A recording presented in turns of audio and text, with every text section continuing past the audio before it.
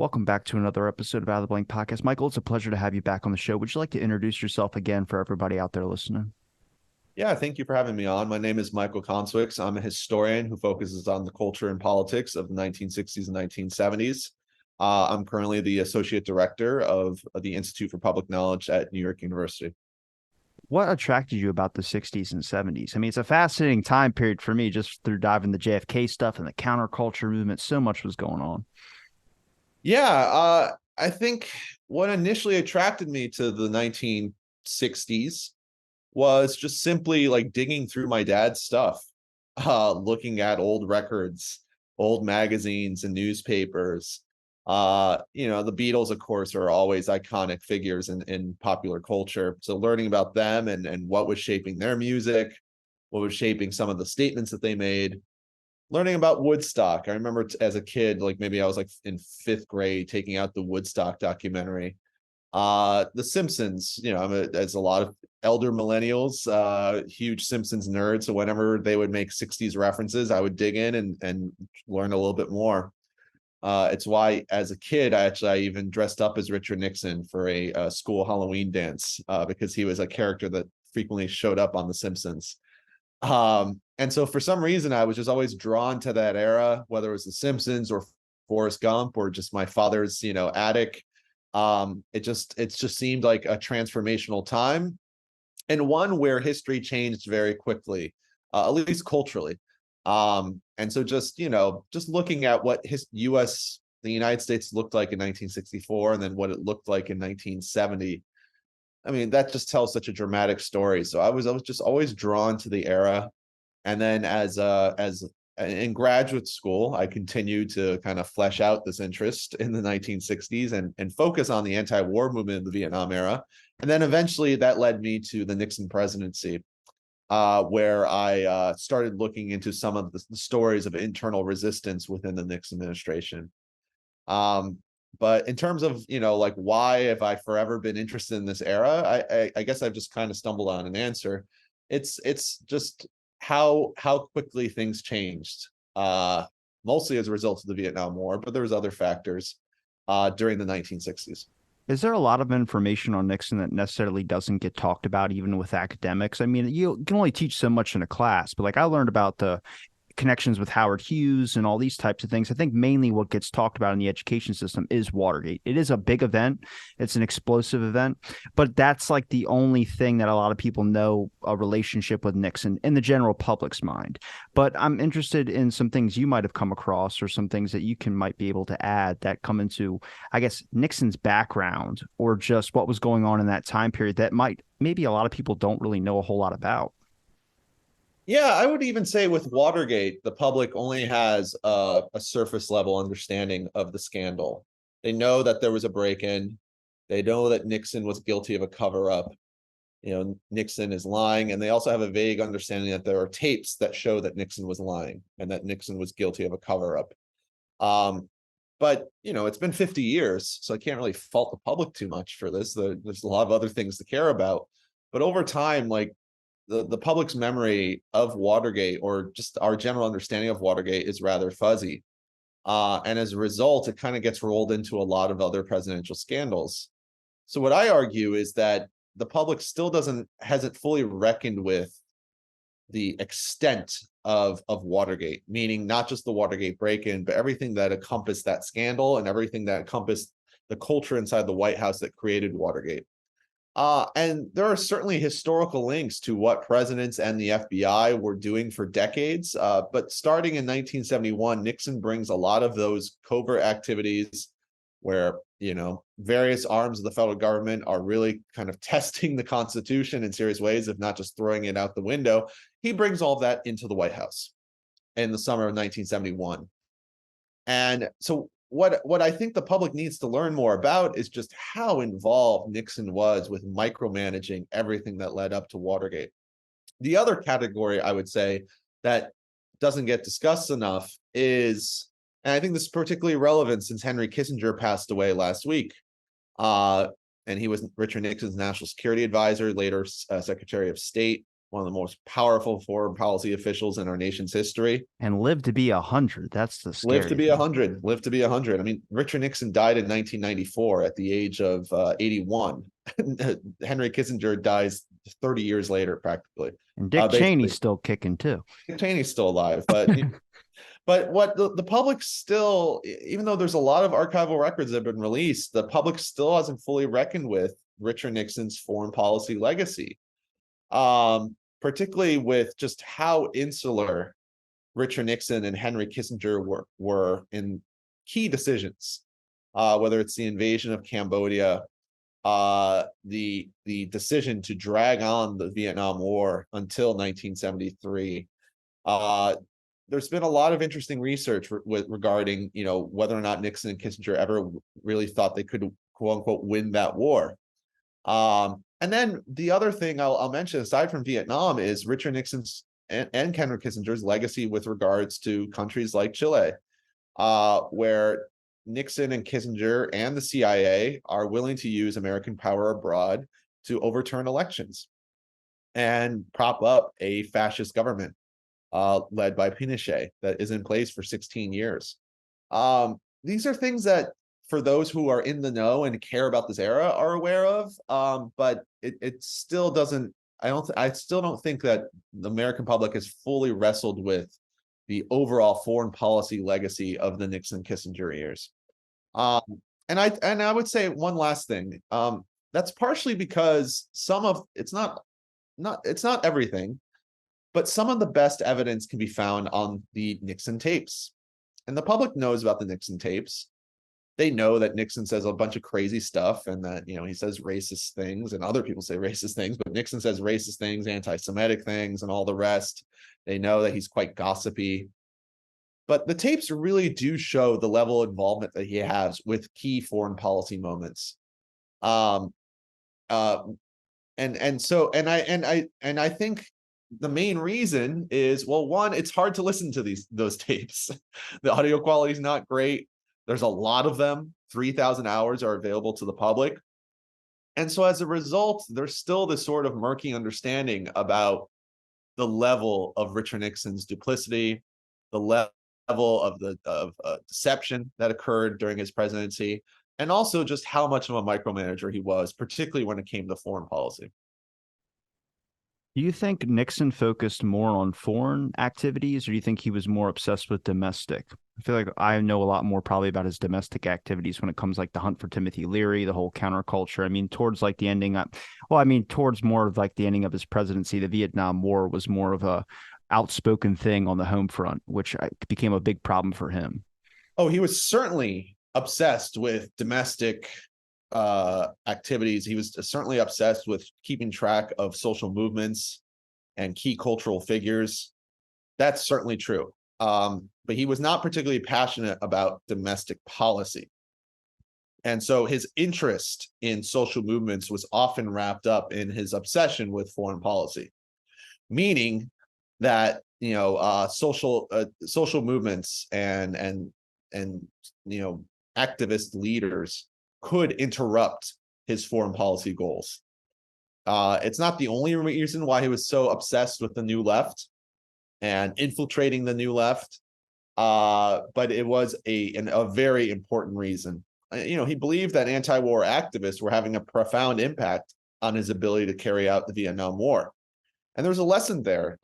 There's a great documentary that came out on PBS last year, created by former anti-war activists, but they were documentary filmmakers, called The Movement and the Madman, that I encourage all your listeners and viewers to look up. It's a nice kind of 90-minute documentary that looks at how Richard Nixon certainly kept track of the anti-war movement, was obsessed with their activities, and also how the movement made a real impact in terms of delaying bombing campaigns of North Vietnam. He believed that, whenever there was an upsurge of anti-war sentiment, that would hurt his ability to carry out the war in Southeast Asia. And so, to answer your question more directly, yes, he was obsessed with domestic activities, but it was rooted in the fact that he was particularly passionate about foreign policy. Why was he obsessed with places like Cambodia and Southeast Asia? Like, why was there this obsession with going overseas and dealing with a problem over there, being involved in another battle or something of that sort. Do you believe that was for the threat of communism? I mean, it just doesn't sound right when you say it out loud. Yeah, it's Nixon is a Cold Warrior, and even though his approach to fighting communism is shaped by his slightly different views than Lyndon Johnson and John F. Kennedy, and also significantly different historical circumstances. I mean, he becomes president in 1969. The war in Vietnam had been occurring for 4 to 5 years at that point. But his political career is connected to the Cold War. I mean, he becomes a congressman in 1946, a senator in 1950, vice president in 1952. He is shaped by that early Cold War atmosphere. He gets a lot of traction in his political career by attacking the Democrats for being soft on communism. In 1950, when he becomes senator of California, he defeats Helen Hagan Douglas, a popular progressive Democrat, for being soft on communism. He calls her pink, not quite red, but pink. And there's not so subtle kind of gender dynamics going on with that too. So Nixon fully bought into the idea that we needed to fight the Cold War aggressively, and that we needed to contain communism at home. And so when he becomes president in 1969, while he is still a complicated figure in terms of incorporating a more realist approach to foreign policy in terms of dealing with the major nations of the world, his foreign policy and his approach to domestic affairs is still largely rooted in that early Cold War era. He is convinced that new left social movements and their leaders are a part of a communist plot to destroy America. His analysis of the new left of the 60s and 70s is not very sophisticated, because it's still bound to this Cold War understanding of the left's place within the United States, that the left, all different parts of the left, no matter what they say, is connected to communism abroad. And there's a kernel of truth to that. But what he does not understand is that the new left is a far more complicated, far more independent phenomenon, particularly in the 1960s and 70s, than what he imagines it to be. And so that leads to a very kind of simplistic approach to dealing with the new left, a paranoia that defines much of his dealings with the new left. And eventually it leads to his downfall, something that even he concedes when he leaves office in the summer of 1974. Kind of similar to this like belief or this idea of American exceptionalism that seems to drive a lot of people's movements and kind of campaigns going forward. Nixon saw this as an American exceptionalism going against communists and anybody that was from this new left or this movement that was sparking out, saying that no, we shouldn't be in Vietnam or attacking any ideology that the government had at the time, was seen as a threat. I mean, Daniel Ellsberg and the Pentagon Papers, when those started getting released and people started saying, oh, but the war was never winnable, and they were talking about it and we're not winning at all and we're just fighting an endless battle, it kind of starts shaking the public's confidence in their administration. Yeah, that's certainly true. I mean, that's in many ways, the beginning of the Watergate story is the release of the Pentagon Papers in June of 1971. When Daniel Ellsberg, who had become an anti-war activist in 1969, decides to leak the secret history of the Vietnam War, the Pentagon Papers, to the mainstream media. It gets widely circulated and it gets challenged in the courts, and then this goes to the Supreme Court. Nixon his initial reaction to the Pentagon Papers story was, this is about Kennedy and Johnson. It's not about us. The history goes up to 1960 and 1969. So let's see if we can use this to our advantage. However, over time, especially after talking to Henry Kissinger, who believes that this is a very serious thing that's going to shape their own dealings with the Vietnamese, Nixon eventually becomes infuriated and becomes even more convinced that Ellsberg is part of a broader conspiracy to bring down their administration.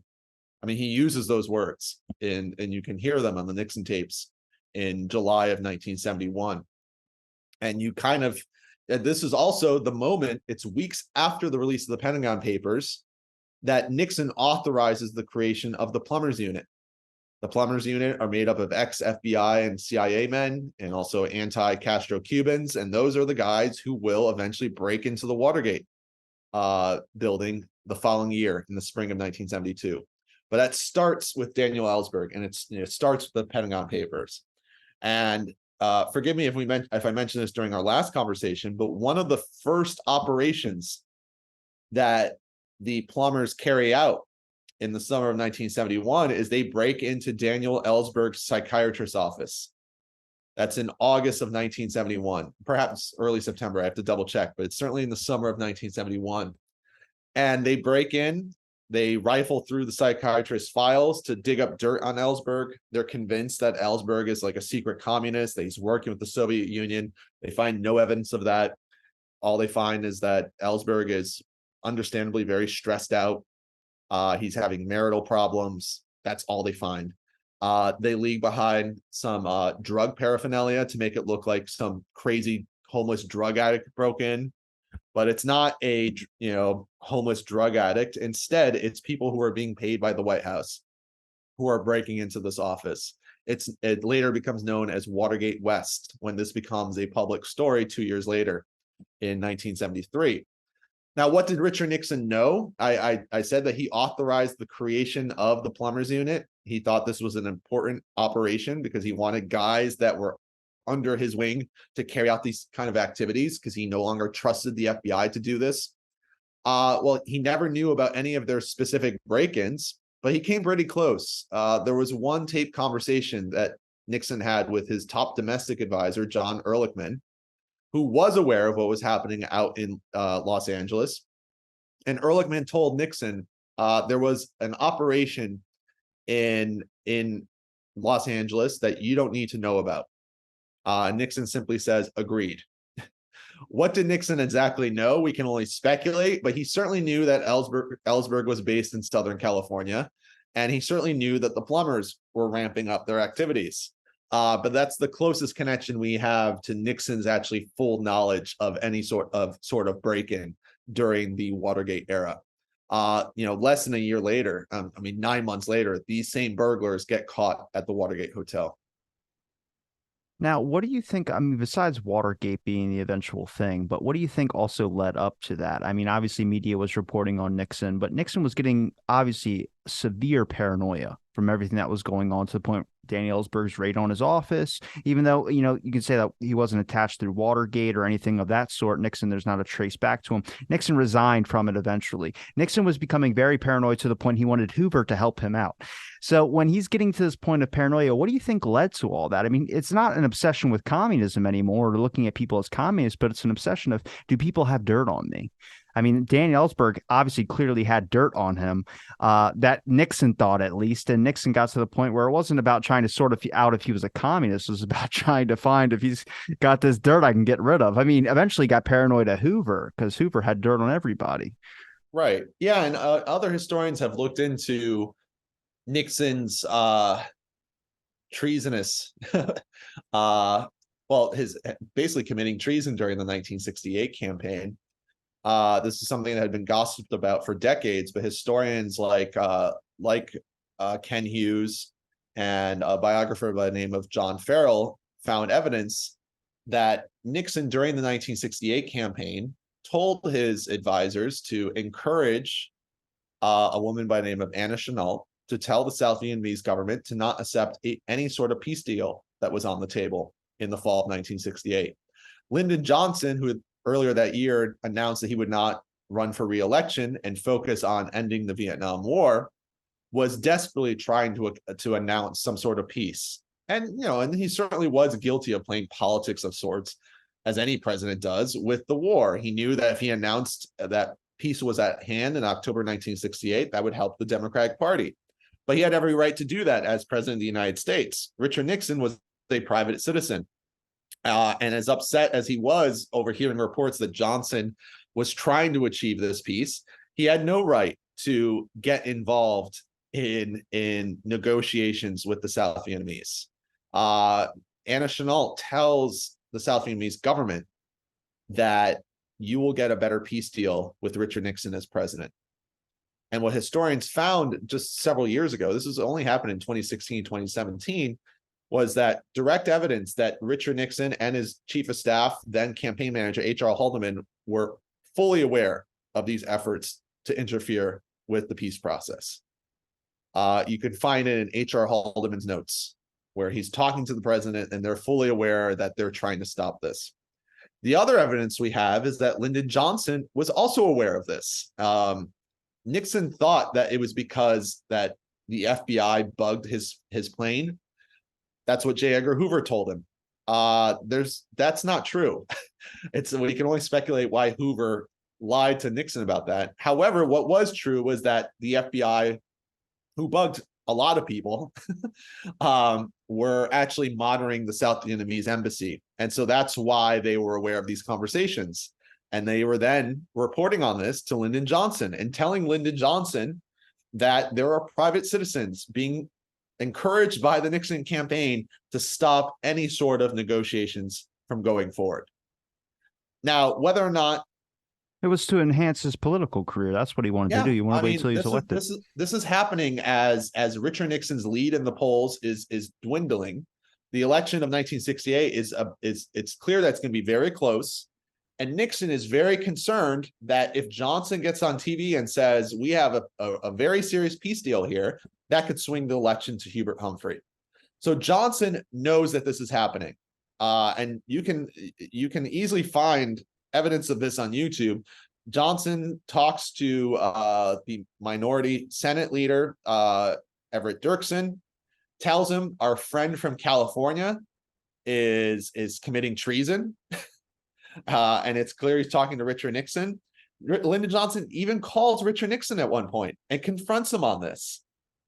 Nixon does not own up to what he's doing. He denies it. And Johnson is debating whether or not to go public with this information just days before the 1968 election.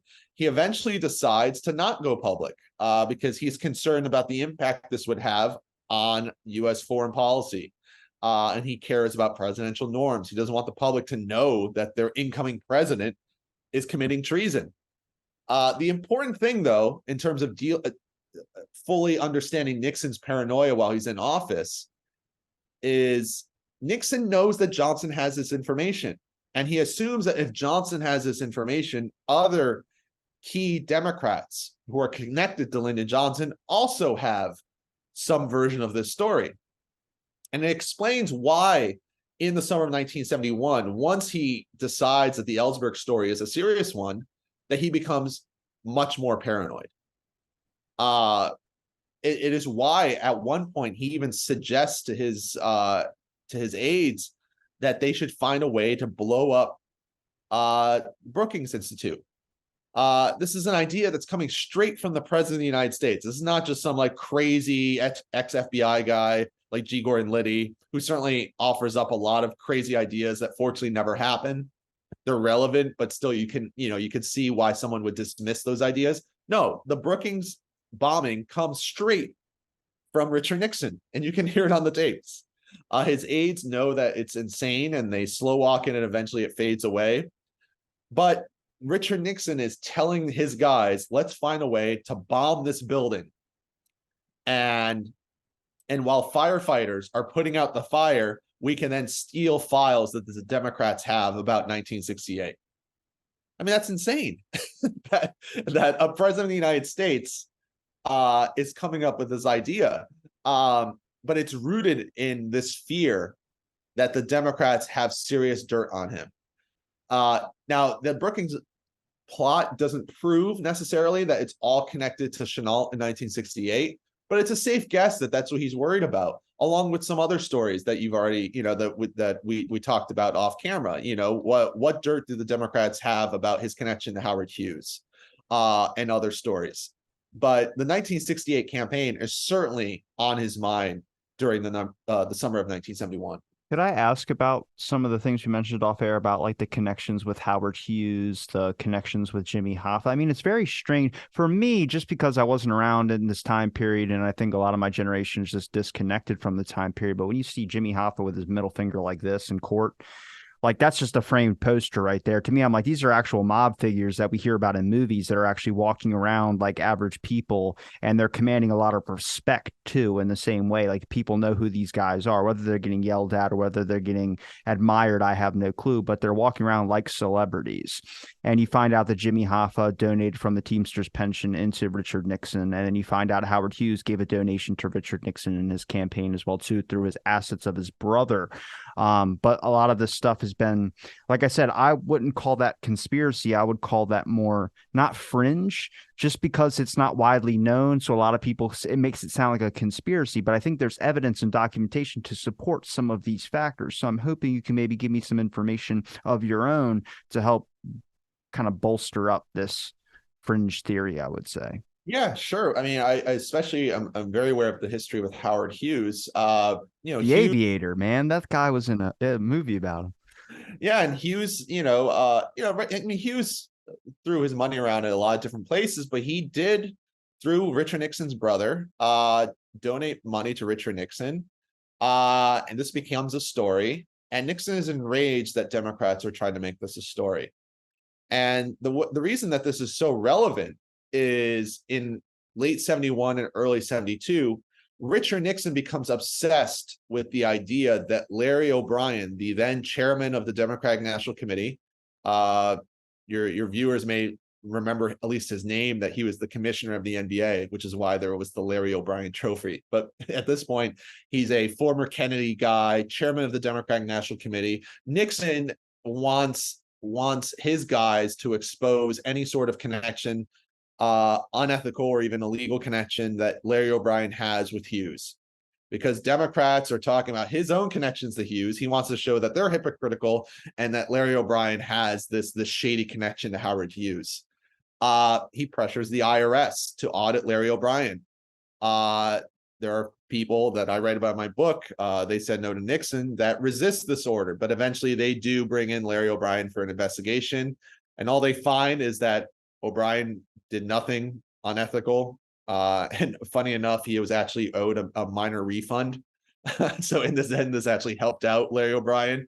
But those conversations took place because of Nixon's own anger about the Hughes connection. The other relevant thing is the reason that the Watergate burglars, or at least one of the reasons why Watergate burglars, why the plumbers break into the Watergate Hotel in the spring of 1972, was because Richard Nixon for months and months was obsessed with O'Brien and Hughes. He was obsessed with trying to find any sort of dirt that can make this a huge story during an election year. Nixon runs for re-election in 1972. He wins in a landslide, but he still wants to really weaponize this connection that Hughes has with Larry O'Brien. And while there's no evidence to suggest that Richard Nixon was aware of the Watergate break-in, and there's no evidence to suggest he was involved at any point in the planning of that break-in, it's not crazy to assume that the Watergate burglars thought this was a good idea, because Richard Nixon for months and months was ranting about O'Brien having some sort of connection to Hughes. And so that is at least part of the Watergate story. And it's something that I think that most of the public is not aware of. And it shows that, yes, while Nixon is not connected to the Watergate break-in, he certainly created the culture that led to that break-in. And so focusing on stories like the Hughes story or Ellsberg kind of fleshes out this narrative that Richard Nixon was much more involved in a lot of these covert activities, even if he wasn't directly involved in the planning of specific break-ins. I know we say that he wasn't directly involved, but what's his assistant's name? Well, if you're talking about John Ehrlichman was certainly connected to the Ellsberg break-in. I don't know if you're thinking of H.R. Haldeman or John Dean. One of those guys was in the room when the Watergate burglars were planning the break-in, and that was a sign to them that was Nixon being in the room, since Nixon couldn't John be Mitchell. there. So, Yeah. I mean, John Mitchell certainly was a part of the planning that led to the Watergate break-in. And John Mitchell's the attorney general. He's not just some random campaign guy. He's the attorney general of the United States.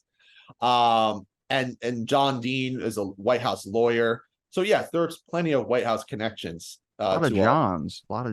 Yes, a lot of Johns. Yeah, a lot of Bobs. Yeah. And so, but Richard Nixon himself was not connected. But yeah, the Watergate burglars certainly thought they were operating within the kind of umbrella of Nixon's, broader approval, even if he's not like actually specifically like pulling a lever that leads to some sort of break-in. I'm trying to remember what. Oh God, I don't know if it's. Yeah, Gerald. So, what's Gerald Ford's connection with everything? Because Nixon pardoned Jimmy Hoffa when Jimmy Hoffa was sent to jail or whatever. But then also Gerald Ford took away Nixon's indictment or whatever it was that was gone away, kind of pardoned him for that as well too. So Nixon just went off scot-free. So there's got to be something mysterious going on there. I hate to get into the conspiracy realm or anything, but I don't know if you came across any information. It's kind of a random aside question, but it's something that's been kind of stumped for me, where I was like, if I'm the general public and I see that our president or Richard Nixon just pardoned Jimmy Hoffa, a criminal that has just been laid out by Bobby Kennedy and so many others, and I think came out later that he was a bad guy, so they locked him up, but then he gets pardoned, and then Gerald Ford pardons Nixon later for his whole, I guess, crap that was going on during Watergate. I would have to feel like that everyone would be aware that there was just intense corruption going on in their establishment. Well, that's certainly a feeling that's shared by a lot of people. That was the best way I could get to that question. I can tell you that much. No, I mean, that's certainly something that a lot of people are feeling in 1974, 75, 76 and beyond. One could even argue to this day, this feeling that elites are not held accountable for their crimes. That's more than a feeling, my friend. More than a feeling. Yeah. And Ford's pardon of Nixon is certainly part of that story. Nixon resigns before he can get impeached and presumably convicted, indicted, and then that would lead to presumably a criminal trial. And so Ford pardons Nixon before any of that happens. In terms of Ford's own connection to Nixon, well, one of the reasons he becomes vice president in the fall of 1973 is that he didn't have much of a connection to Richard Nixon. He was considered to be an affable, popular congressman from Michigan within the context of the 1970s, sort of a moderate Republican. But this is another thing that people sometimes forget is Richard Nixon's vice president, Spiro Agnew, resigned in October of 1973. And that's for actually a scandal that has nothing to do with Watergate. That was just his own personal corruption, taking money both when he was governor and then as vice president, governor of Maryland, and then later as vice president. And he's forced to resign in October of 1973 at a period where Nixon is on the ropes. The public is starting to pay more and more attention to Watergate. Nixon's approval rating is dipping below 40%. And there's actually even talks of a double impeachment in October of 1973. So it's one of the reasons why Agnew is sort of pushed out and pressured to resign, even by Republicans, in order to protect Richard Nixon. They bring in Gerald Ford, this guy who has very little connection to Richard Nixon. But then, 10 months later, he pardons Richard Nixon. And almost immediately, there's all these theories that there was some sort of secret deal between Ford and Nixon. Either that this was how Ford became vice president, or that because Richard Nixon, decided to resign when he did, he only did so because he made some sort of deal with Gerald Ford. And I know people have done research on this. I'm not particularly an expert, but it's my understanding that while there were some people within the White House, particularly Al Haig, chief of staff, who were trying to make some sort of deal, or at least were hinting at it, there's no direct evidence. There's no smoking gun that shows definitively that Gerald Ford was a part of that deal. Instead, I would argue it's almost more infuriating that Gerald Ford comes to this decision because he cares about political norms, and he believes that it would be an embarrassment to the United States to have a former president on trial or in prison, and he believes that it's in the interest of the nation to get beyond what he calls our long national nightmare, and that is to say the least, a very unfortunate decision, one that basically sends a message to powerful politicians, particularly presidents, that you are above the law. And it's something that I think has shaped our political culture of the last 50 years in profound ways. Having said that, though, in 1974, polls showed that almost 2-1, the American public rejected Ford's pardon of Nixon. They thought it was a terrible thing, and it may have actually cost Gerald Ford the 1976 election. It's at least the conventional wisdom to emerge out of that time. But the troublesome thing that happens in the decades following that decision is a poll in 1999 showed that the exact opposite, that approximately 65% of the American people thought that Ford did the right thing and that it was the responsible thing to do. Now, that poll is taken in the late 90s. It's taken at a time where I think the American public is sick and tired about the Clinton impeachment scandal, because it's on the news every day for over a year. So that's a factor. But it also emerges at a time where the American public believes that, bipartisanship and is important, and not dwelling on presidential scandals is Wait, so it overrides justice? Like, I'm I not guess, but understanding that thinking. it's born out of this late 90s moment where the public is at least willing to not dwell on presidential scandals. It's also born out of a moment where increasingly historians are starting to give Nixon a second look, and starting to adopt kind of a revisionist, a softer approach to dealing with Richard Nixon. However, there hasn't been a poll taken on Ford's part of Nixon since then. And my suspicion is that based on recent events, particularly, everything that encompassed the Trump presidency, not just that, but, the Trump presidency offered some pretty gross forms of corruption and violations of the Constitution that, are impossible to ignore. I'd be willing to bet that you would see a different result if Americans were asked today, what do you think of Ford's pardon of Nixon? And I would hope that more Americans now are willing to embrace the idea that a president should actually be on trial, whether they're a Republican or Democrat. If there's clear evidence of wrongdoing, they should be on trial and perhaps even face prison time. One last thing, because I realize I'm ranting a little bit, but one other option for Gerald Ford was he could have pardoned Richard Nixon after a trial. And while that probably still would have infuriated the American public, we at least would have gotten more information from Richard Nixon. Now, he was a smart guy. He was a trained lawyer. Maybe he would have kept on he would have found ways to kind of evade any sort of responsibility for Watergate. But at least having a president on trial would have sent some sort of message to the American public that, look, even a president has to answer for their crimes. But Ford, he chose not to do that. And so as a result, Richard Nixon never really had to answer for his crimes. And it's interesting to see how the public understands this. And as I said, I hope that if a poll was taken today in 2023, we would get a different result than what transpired in 1999. Why is there a revisionist history on Nixon with other academics or just other people looking deeper into Nixon? Well, revisionism always happens when it comes, it's part of the historical process, but it's, kind of revisionist trends are particularly more dramatic when it comes to presidents. The first wave of literature about a president usually is defined by journalistic accounts or memoirs. It's more defined by partisan divisions. That's inevitable when you're talking about a president of the United States.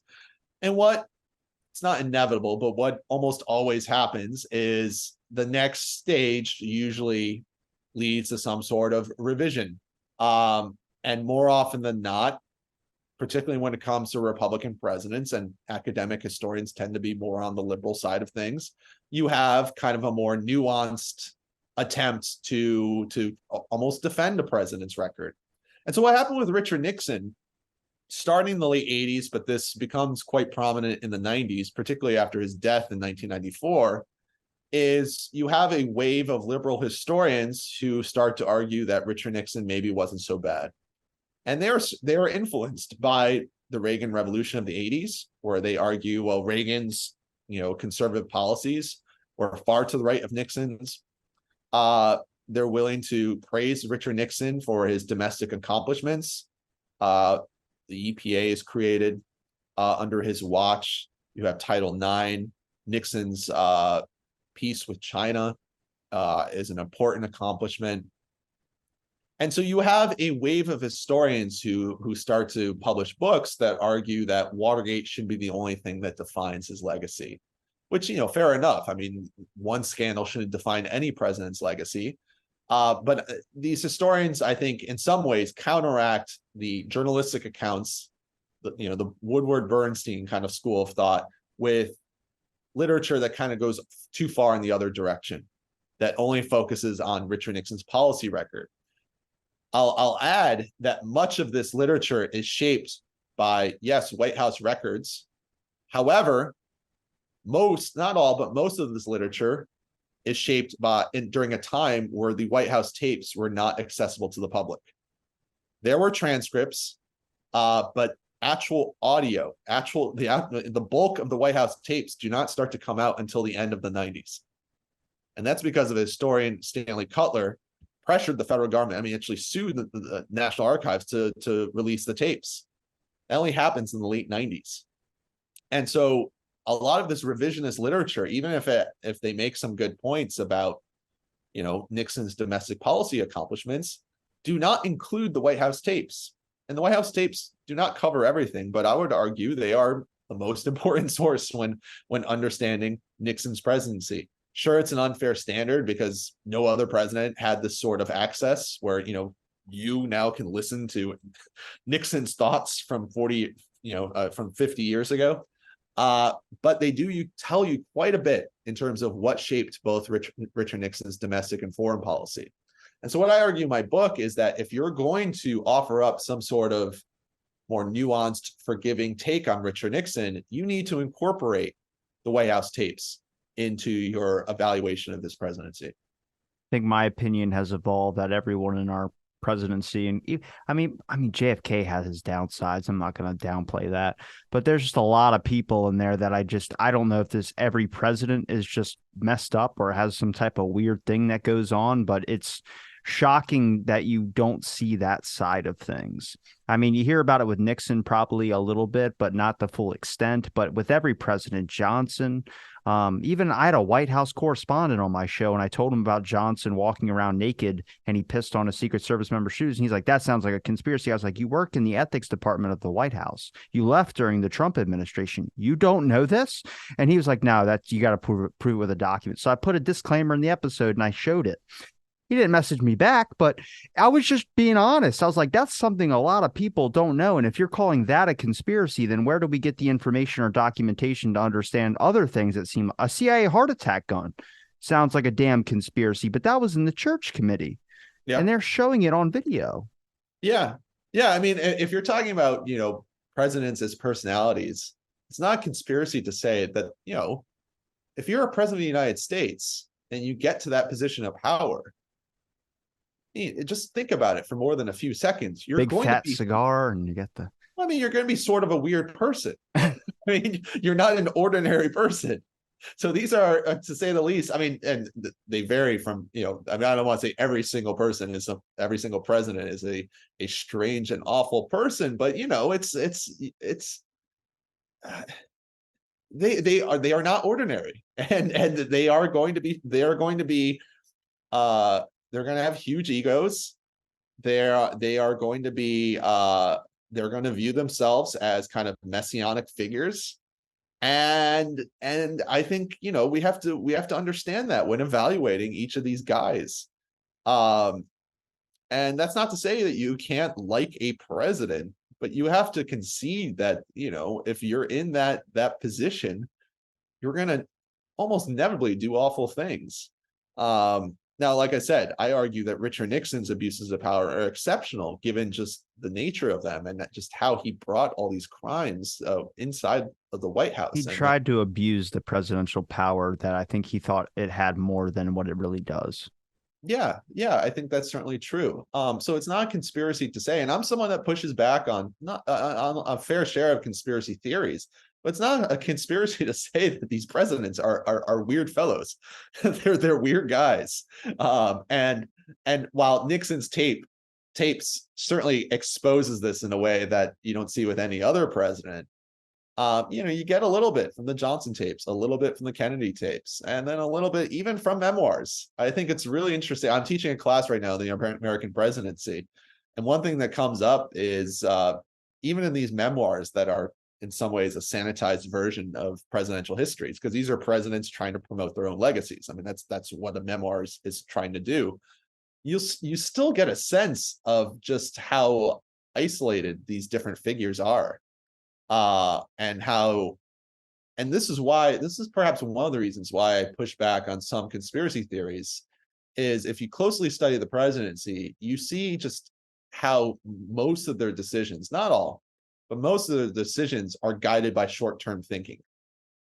And it's much more driven by who's in the room.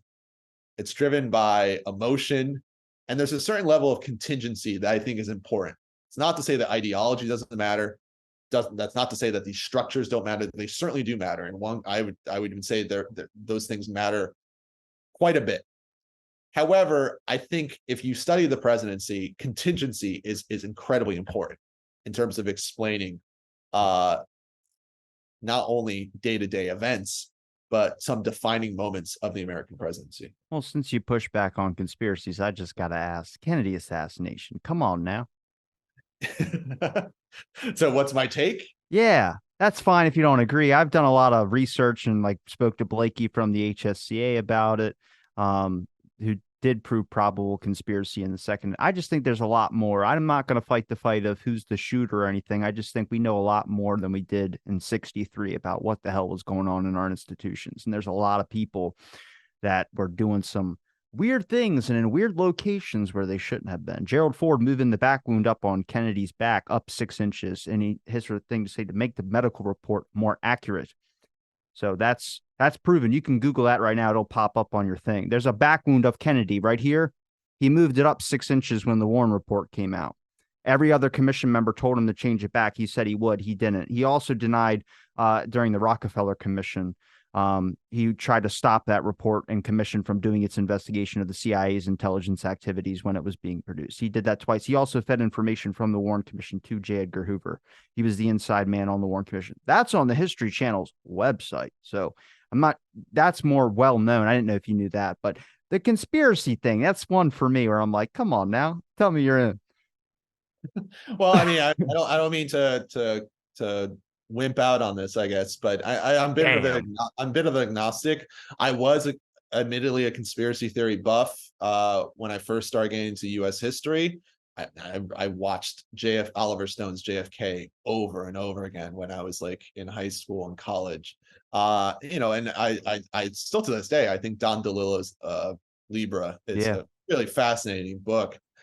I will admit though, I haven't dug deep into the conspiracy theory archive and the files, all this evidence that's out there in probably at least 15 or 20 years. So I'm rusty. However, having said that, I mean, my position is shaped by a few things, but one, a skepticism that the forces within the federal government that certainly were capable of assassinating leaders that they did not like, and were certainly guilty of doing that abroad. It's not a conspiracy. And domestically, Fred Hampton's one. Well, yeah, but I mean, they're certainly capable of that. But what I'm skeptical of is that someone like Kennedy, that they would actually hate Kennedy that much to lead to that.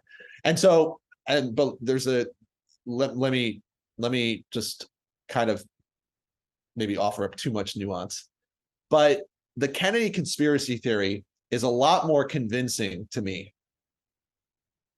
if you focus on Cuba. Yeah. Because that's when you see real anger coming from different parts of the CIA, of course, organized crime.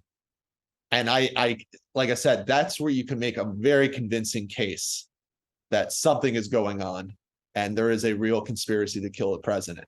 Like I said, I have to do more research. I'm sorry if that sounds like a cop-out. No, that's fine. I'm still committed to my wishy-washy agnostic position. What I do push back on, though, is Vietnam.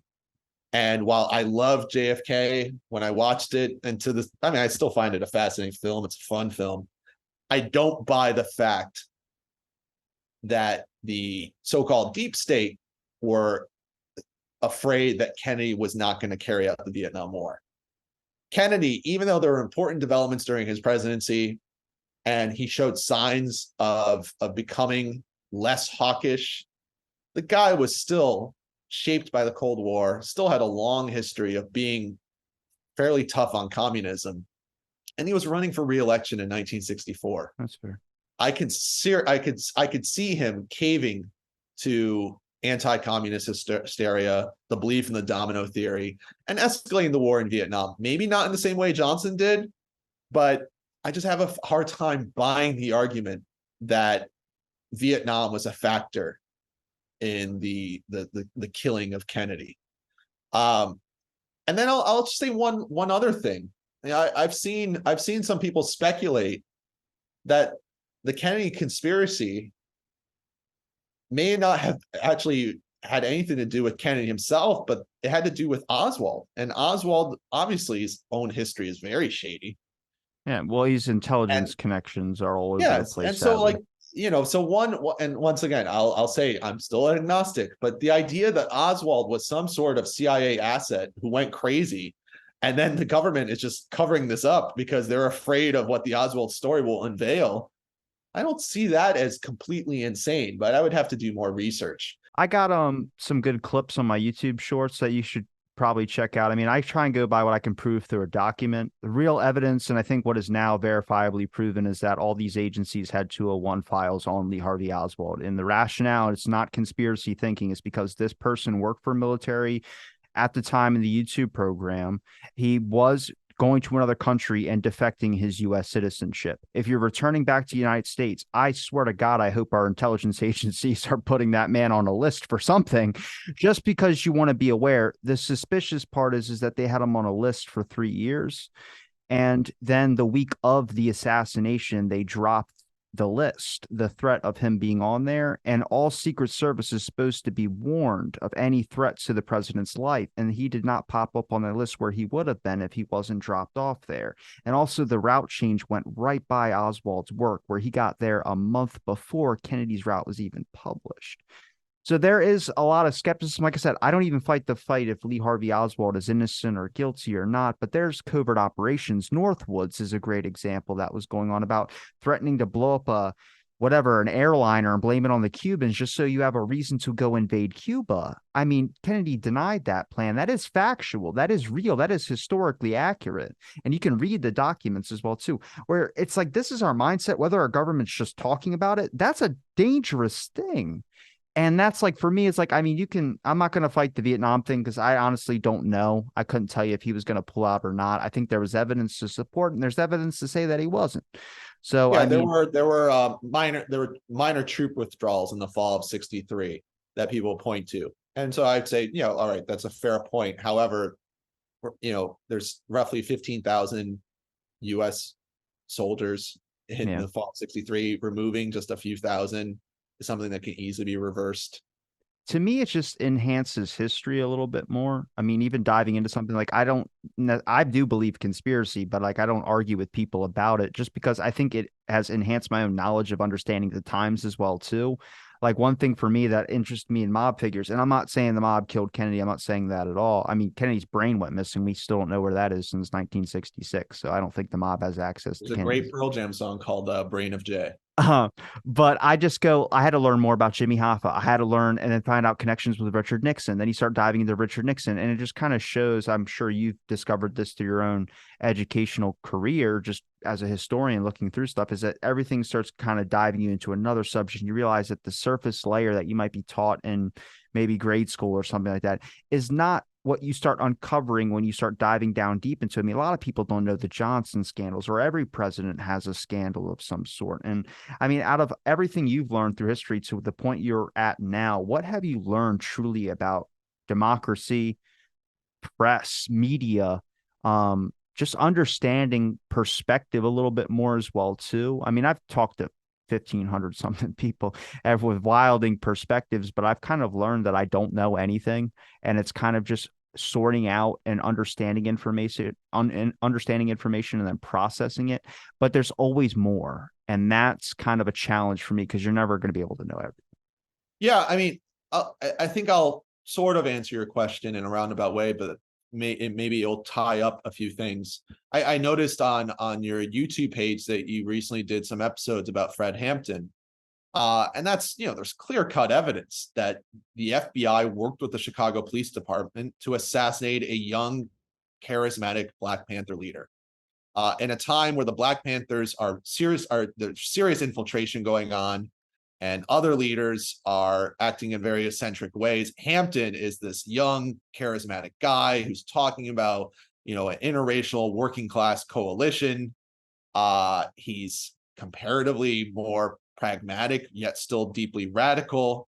And he's assassinated by the federal government. I mean, the FBI working with the Chicago Police Department in December of 1969, during a period where you have a surge of protests across the country. That's not a coincidence. That was a targeted assassination. Yeah, William O'Neill admitted to he gave him the floor plan. I do want to say in hindsight, we got to look at, I know everyone calls William O'Neill a rat, and he was a rat, and it was a horrible thing what led to that. He's a cog, yeah. But he also killed himself he would live with that and had to relocate and ended up moving back to Chicago. But I think a lot of people don't really focus on that. So obviously he lived with a lot of regret. I'm not justifying what he did at all, but I just think, if anything, we should talk more about it. I mean, Fred Hampton in general, his anniversary was the 4th. We're recording this on the 5th.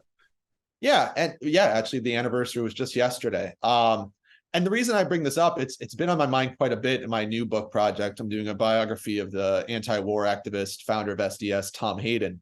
And he was part of the Chicago conspiracy trial, was in Chicago when Fred Hampton was killed, and actually went to the site, went to the apartment and viewed the scene.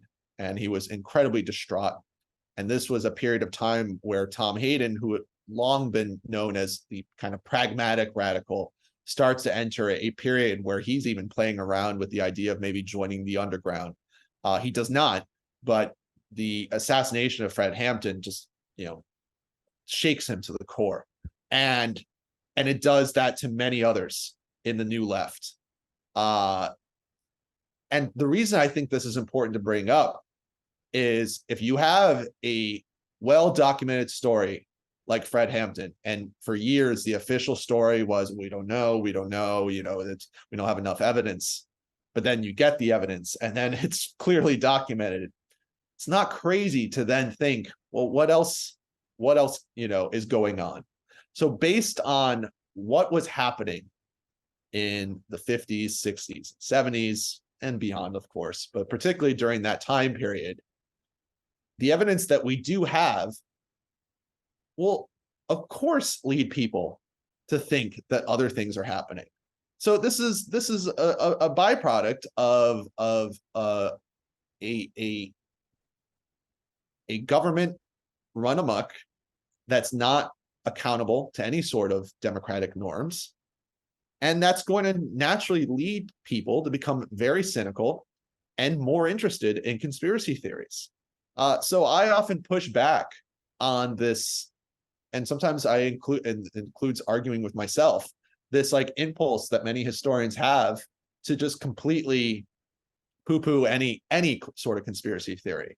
Let's have a conversation like the one we're having now. Let's not adopt a condescending attitude, and let's look at the facts, because the facts do say that quite a bit of there were targeted assassinations, there were warrantless wiretaps, there was serious infiltration of activists just because they opposed their government. So let's have that conversation and try to figure out, with the evidence that we have now, what the truth was, because I think that's what historians should be interested in doing. Can I ask if you think I'm a conspiracy theorist? I don't know you well enough. It sounds like you're more open to being interested in conspiracy theories than perhaps. But did you know about the Gerald Ford thing? Did you know about the 6-inch? I feel like I remember hearing about that, but it sounds familiar. But no, I did not know that off the top of my head. All right, that's fair.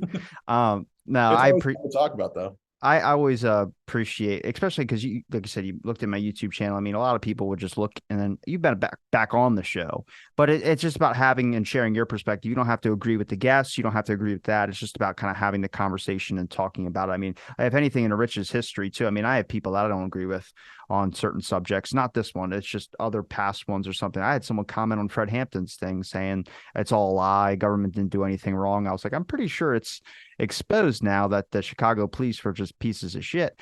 But okay, but that's, I mean, just, Hollywood does it. Well, I mean, Oliver Stone's a different figure, but Hollywood doesn't make a picture like they did a couple years ago of Black Panther or the Judas and Black Messiah. Yeah, but that's even that they made Fred look a little bit more thuggish than he actually was. I mean, 21-year-old kid versus a 35-year-old actor playing.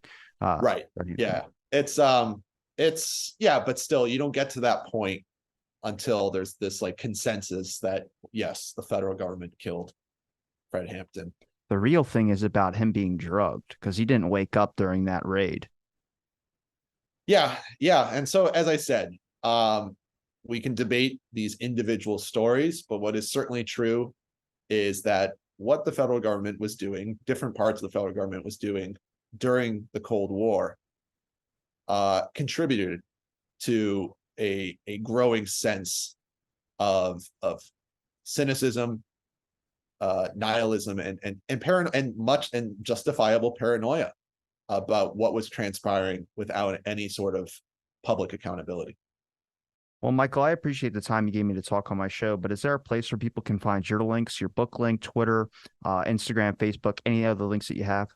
Sure, yeah, I appreciate that. I'm on Twitter as Mike Koncewicz. Recently joined Blue Sky. You can find me there, and you can also, check out my website, michaelkoncewicz.com. That's Koncewicz. You can learn about my book, They Said No to Nixon, and also I'll post periodic updates about my research on Tom Hayden. That'll be a book that comes out through University of California Press in 2026. I'm going to link all your links in the description. It's been a pleasure chatting with you, and thanks everybody for listening to this episode of Out of the Blank. Stay tuned for our next episode.